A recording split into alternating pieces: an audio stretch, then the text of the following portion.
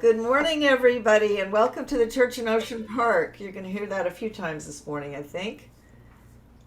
But let's start with a song. My name is Louise, and I'm the music director here, and we're going to start with a song. How about a stretch first? Yeah, it's always a good thing. So, this is something that everybody knows. Pete Seeger wrote this, I think.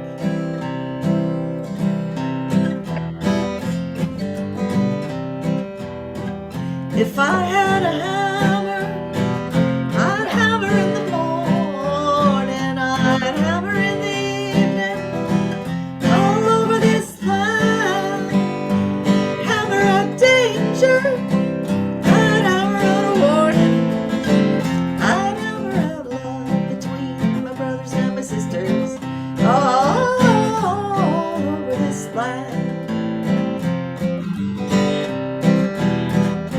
Now if I had a bell, I'd ring it in the morning, I'd ring it in the evening, all over this land. I'd ring out danger, I'd ring out a warning, I'd ring out love between my brothers and my sisters, all over this land. Now if I had a song, I'd sing it in the morning, I'd sing it in the evening, all over this land. I'd sing out danger, I'd sing out a warning, I'd sing out love between my brothers and my sisters, all over this land.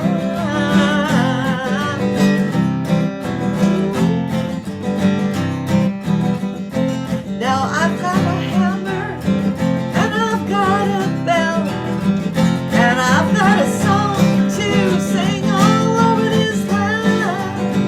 It's the hammer of justice, it's the bell of freedom, it's the song about love between brothers and my sisters, all over this land. It's the hammer of justice, bell of freedom, it's a song about love between brothers and my sisters, all over this land.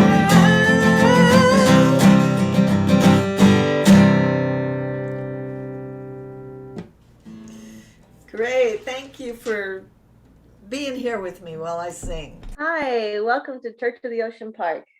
Hi, I am a member of the Church in Ocean Park. I am here to welcome you to this unique interfaith community that is dedicated to social justice. You may be wondering if you are welcome here. We are interfaith, so you are welcome if you're Jewish, if you're Muslim, if you're Hindu, if you're Catholic, if you're Buddhist, if you're Christian, or some combination or something else altogether.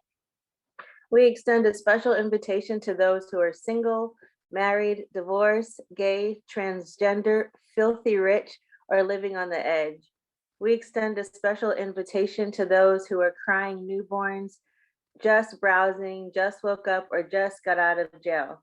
We don't care if you're more religious than the Pope or haven't been to church since your nephew's baptism. We extend a special invitation to those who are over 60 but not grown up yet, and to teenagers who are growing up too fast, and for toddlers, and for school-age children, and for middle school children, high school, wherever you are, you're invited. You're invited. We also are inviting the soccer moms, the tree huggers, the latte sippers, the matcha drinkers, the vegetarians, the pescatarians, the junk food eaters. We invite those who are in recovery or still addicted. You're invited if you're having problems or if you're down in the dumps. We welcome those who like organized religion and those who don't. We offer a special invitation to those who work too hard, who don't work, who can't spell, or because they're bored and they're staying at home all day and they heard that this is a strange and unique church. We invite those who are inked, pierced, or both. We offer a invitation to those who could use prayer right now or had religion forced down their throats. We invite tourists, seekers, doubters, dreamers, and you. Welcome to Church of the Ocean Park. Thank you, Yanni and Ayana. Thank you. I'm Janet McKithen. I'm Reverend Janet Gollery McKithen, and I'm the minister at the church in Ocean Park. I get to be here with you all for, I guess, 15 years now. I'm very excited that I'm still here. This is a unique church, and you may hear something that you disagree with. And if you do, just know that your voice is just as important as that person that just spoke. But today we're very excited because it's a celebration of the tree, and somebody who we know from our community who's very invested in trees and has been for a very long time, and an activist in that direction. Jerry Rubin is with us today, and Dr. Kim and Jerry will be having a conversation. So I just want to tell you, you all know Jerry, many of you know Jerry, but Jerry is a Santa Monica resident, and he is, along with his peace partner wife, Marissa, started the Tree Hugging Friends, and they sponsor an annual tree hugging day in Santa Monica. He's a peace and environmental activist who for more than 40 years has been organizing hundreds of public demonstrations, educational events, activist support groups, and numerous other progressive projects and endeavors in order to create more peace in the world. Jerry and Marissa are both longtime members of the church in Ocean Park and supporters, and they wish everyone a tree-mendous new year. You'll often find Jerry at city council members and other places trying to promote peace. Dr. Kim Harris, as you know, is the assistant professor of African American thought and practice in the Department of Theological Studies at Loyola Marymount University. In addition to teaching courses on Black liberation and womanist theologies, Harris leads music in a variety of liturgical and academic settings. She's a liturgist, composer, and recording artist, presenting lectures on the music of Black Catholic experience, the spirituals of the Underground Railroad, and the freedom song of the modern civil rights movement. And Dr. Kim is a proud member of the church in Ocean Park and one of our worship leaders every Sunday morning. Some of you realize that Thich Nhat Hanh passed away yesterday. We always begin our services with the Thich Nhat Hanh chant. His presence and influence is felt across the world in individuals and in communities, but also in the areas of psychology and nonviolent action. Thich Nhat Hanh and Dr. Martin Luther King Jr. knew each other well. And Thich Nhat Hanh said of Dr. Martin Luther King, "The moment I met Dr. Martin Luther King Jr., I knew I was in the presence of a holy person. Not just his good work, but his very being was a source of great inspiration for me. On the altar in my hermitage in France are images of Buddha and of Jesus. And every time I light incense, I touch both of them as my spiritual ancestors. In Vietnam, we refer to Dr. King as Bodhisattva, an enlightened being devoted to serving humanity." Martin Luther King, and he had a big connection, as I mentioned. Thich Nhat Hanh first wrote Dr. King in 1965, and they met a year later in 1966. During one of Thich Nhat Hanh's trip to the United States to call for peace. In January of 1967, Dr. King nominated Thich Nhat Hanh for the Nobel Peace Prize. In his 1966 letter to Dr. King, entitled "Search for the Enemy of Man," he wrote, "Our enemies are not man," he wrote. "They are intolerance, fanaticism, dictatorship, hatred, and discrimination, which lie within the heart of man. I believe with all my being that the struggle for equality and freedom you lead in Birmingham, Alabama, is not arrived at the whites, is not aimed at the whites, but only at intolerance, hatred, and discrimination. These are the real enemies of man, not man himself, but our unfortunate fatherland we are trying to yield desperately. Do not kill man, even in man's name. Please kill the real enemies of man, which are present everywhere in our hearts and in our minds. Thich Nhat Hanh is an example of love to the world. And I will turn it over now to Dr. Kim Harris. Yes, good morning, all. Good morning. And it is wonderful that we do center ourselves each week as we begin with a chant, words from Thich Nhat Hanh and words that are used at the Plum community in France that he founded. And today we're actually going to add the second part of that chant. I know, and some people have been wondering because they knew that there was a second part. So I will put this into the chat. I have arrived, I am home, in the here and in the now. I am solid, I am free. In the ultimate, I dwell. So, as you know, we do our chant 3 times as part of centering, and in particular today, we remember Thich Nhat Hanh as he moves on to the next part of his journey. So, take a good breath, please, and let's chant together. I have arrived, I am home, in the here and in the now. I am solid, I am free, in the ultimate I dwell.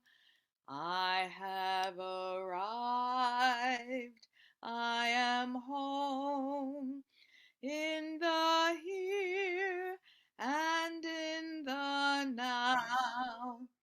I am solid, I am free, in the ultimate I dwell. I have arrived, I am home, in the here and in the now. I am solid, I am free, in the ultimate I dwell. This morning, as you know, we'll be having a conversation about trees. And as I was looking through the website of Plum Village, I found a poem, and I'll just recite some of it, by Thich Nhat Hanh, where he speaks about trees. And here is what he says. The poem is called Earth Touching. Here is the foot of a tree.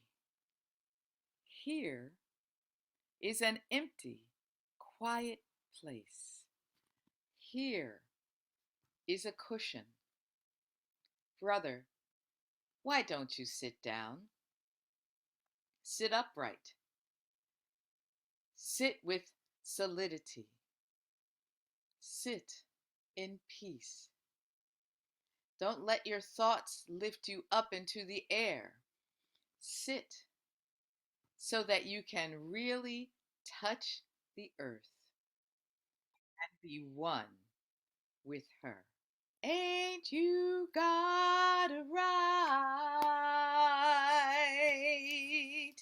Ain't you got it right? Ain't you got it right? To the tree of life. Ain't you got it right? Ain't you got it right? Ain't you got it right? To the tree of life. Well, you can tell all your sisters, You can tell all your brothers that they've got a right to the tree of life. You can tell all who are hungry and all who are homeless, oh, that they've got a right to the tree of life. Well, you can tell all the trees and our sister brother animals, oh, that they've got a right to the tree of life. Ain't you got a right? Ain't you got a right? Ain't you got a right? Ain't you got a right to the tree of life? Sing that one more time. Ain't you got a right? Ain't you got a right?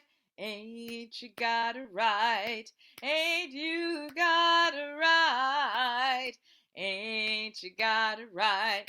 Ain't you got a right? Ain't you got a right to the tree of life? To the tree of life.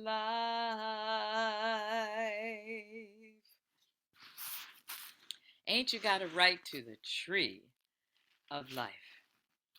Well, I'm looking forward to my conversation with Jerry Rubin. So, Jerry, where are you? I think he's about to be spotlighted. There you are. So glad that we get a chance to talk together. Now you're muted, Jerry, so you want to unmute yourself there. Yay, yay, yay. How you doing today, Jerry? Very good. It's an honor to be here. It was great speaking with you on the phone, Dr. Kim, and thank Reverend Janet and everybody at the church in Ocean Park for the ongoing good work. And I really appreciate everything the church in Ocean Park does. Me and my wife, Marissa, really love everything that you're doing. Well, thank you for accepting the invitation. And one thing, well, first of all, we got to tell everybody. Jerry and I are both from Philadelphia, Pennsylvania. And we went to high school like right down the street from each other. I went to Philadelphia High School for girls. He went to Central High School, which was the high school for boys. So we had a great time sort of catching up on talking about Philly cheesesteaks and soft pretzels and tasty cakes and stuff last night. But one thing that I was thinking about as we were speaking last night, Jerry, is that, you talk about and you do so much work where you work so hard on saving trees. And yet last night you also told me some things that sounded like trees and the environment also saved you. And so, so tell us a little bit about that. Well, boy, it's something like, because, well, first of all, we all know how our environment's being threatened with climate change. We all know the symbiotic relationship we all have with trees. We all understand how important it is to think globally and act locally.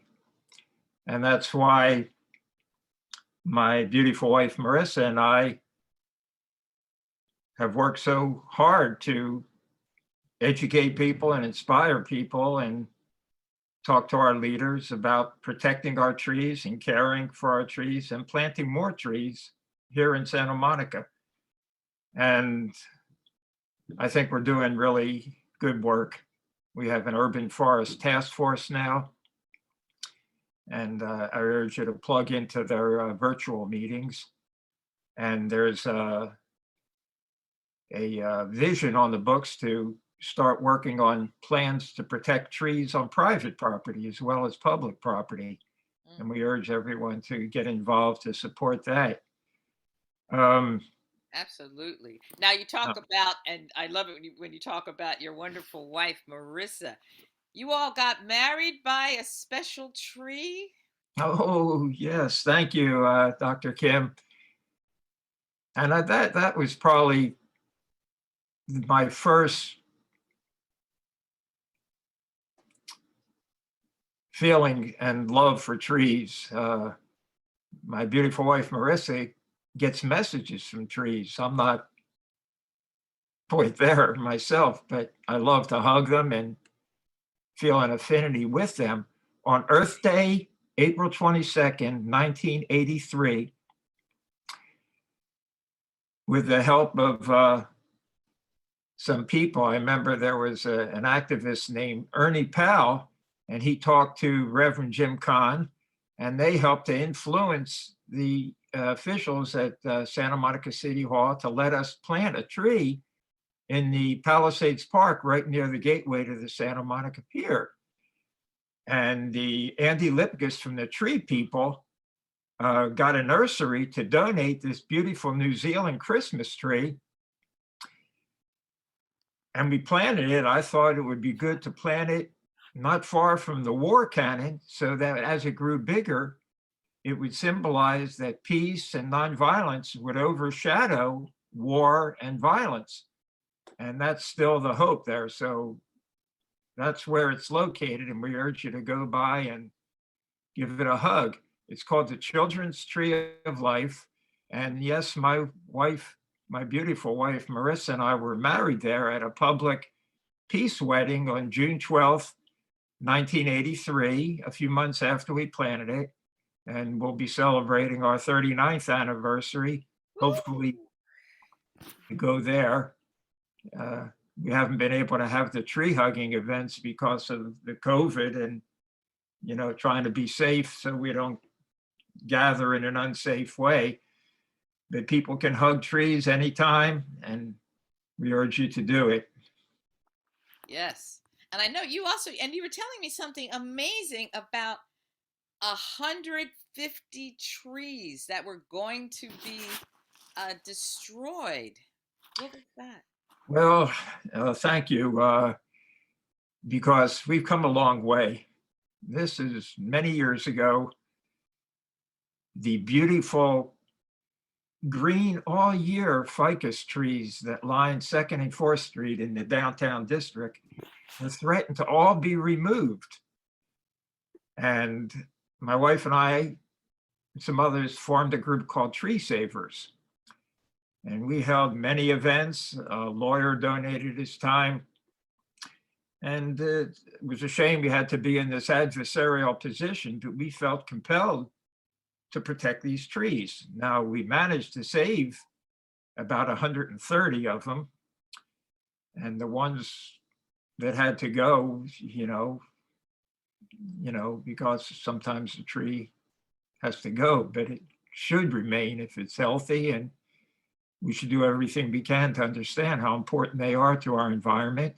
And they actually, studies show how these trees, shaded trees and canopy, increase business in the business district. So there's all sorts of reasons to have trees, and that's why we want to protect them not only on public property, but on private property as well, in a fair ordinance like they have in Pasadena. So we save the trees, and if you're ever walking on 2nd or 4th Street, you'll see how beautiful they look. In fact, I know around Christmas time, they're always decorated with beautiful Christmas lights, and they look gorgeous. Yes, which is, it is incredible. Now, it's interesting because as we were speaking last night, you said that you don't consider yourself a religious person. Now, as I always say to my students, well, faith is a connection with something larger than yourself. and spirituality is faith lived. And you know, as I listen to you, you've got a connection to something larger than yourself. And often, of course, the trees are larger than you. You got some great pictures up on your Facebook page of you all hugging some trees, and they are literally larger than yourself. What are some of those trees that you've got pictures of you all hugging? Well, we usually hold our tree hugging day event, sometimes on the spring equinox, the summer solstice. One time we did it on Valentine's Day. And I told you the story about the Children's Tree of Life, but I feel a little sad and I don't want to go too long, but after the late mayor, wonderful mayor of Santa Monica, Ken Edwards, the Ken Edwards Center is named after, he got the entire city council to proclaim the Children's Tree of Life a living monument to world peace a year after we planted it.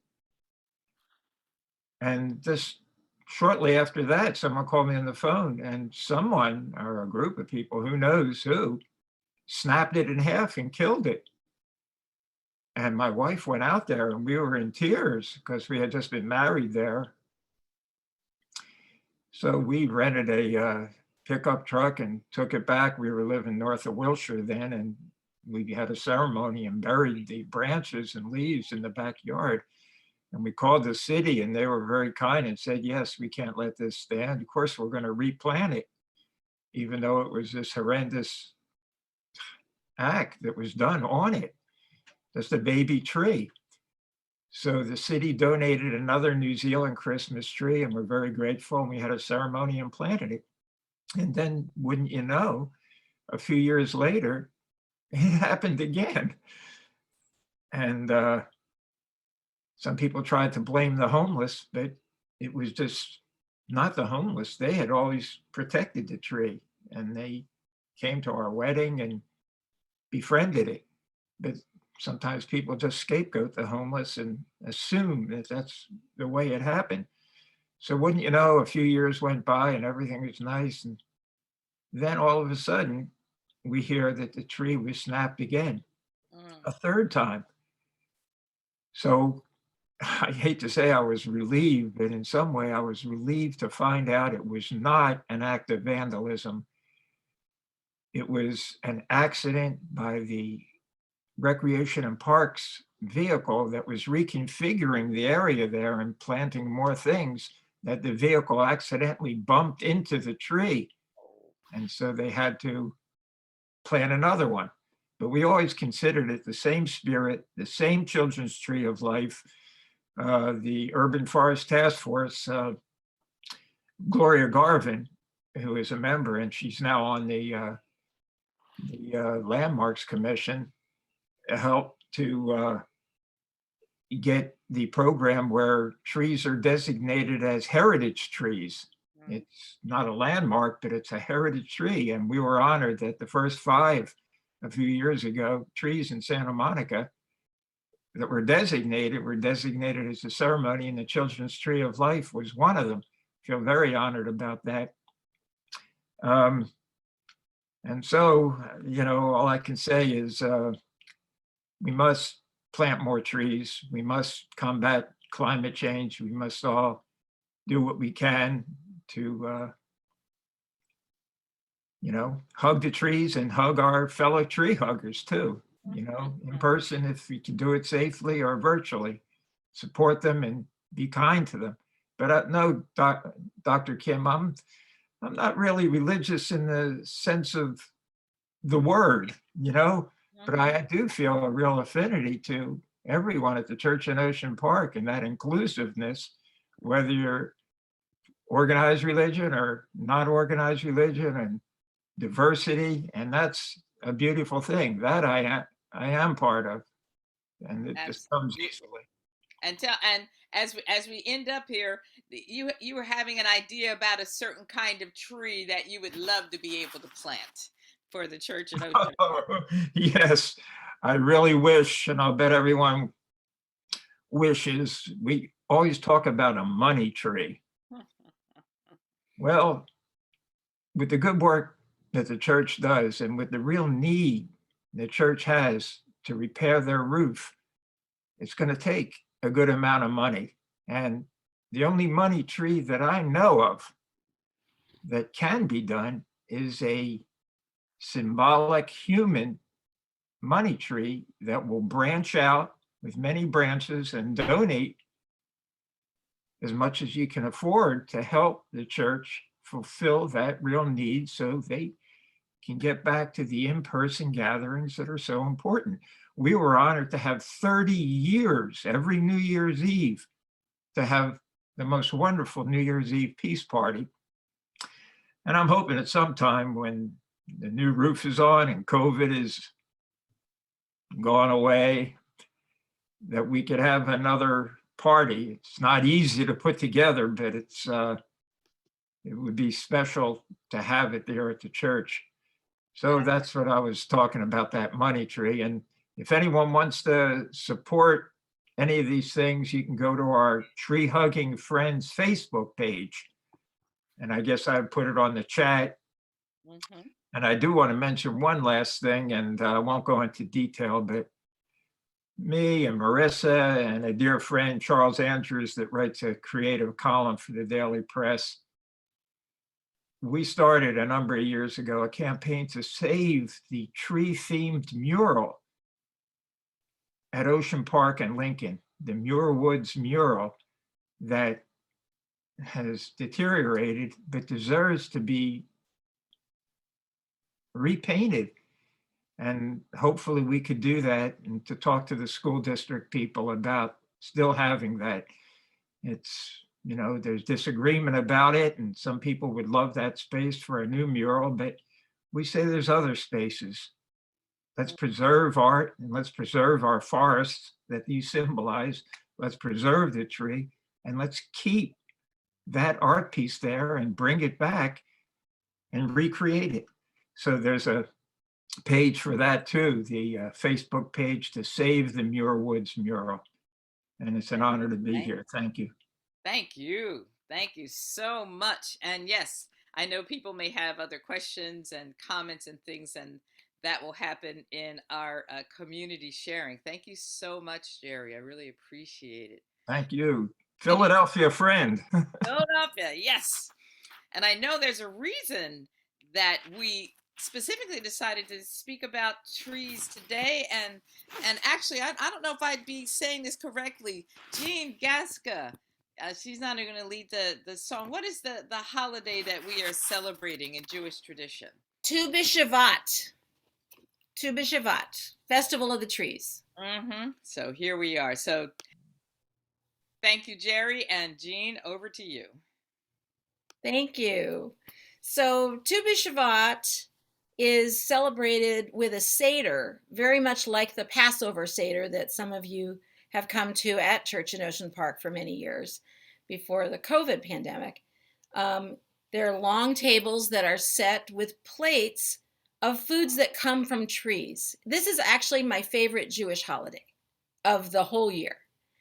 So the foods on the plates, very briefly, are fruits that have a covering that cannot be eaten, like a banana, an orange.